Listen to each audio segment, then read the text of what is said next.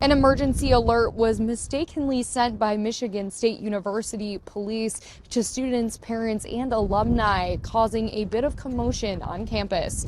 I'm your neighborhood reporter, Sarah Polis, asking the chief what went wrong. Our Security Operations Center on a monthly basis is required to go through an emergency notification form and sheet and exercise.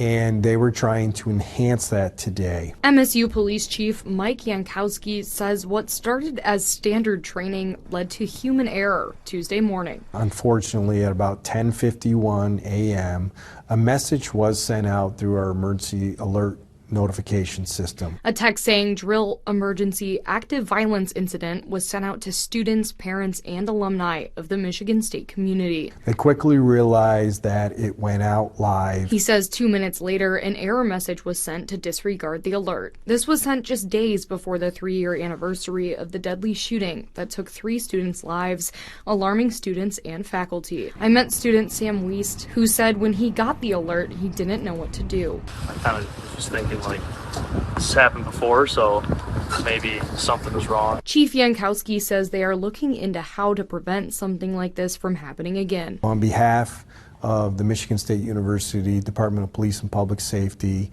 I take full responsibility for that. I also want to sincerely apologize to the MSU community for the false information that was shared or the error message that was sent out. In East Lansing, I'm Sarah Polis, Fox 47 News.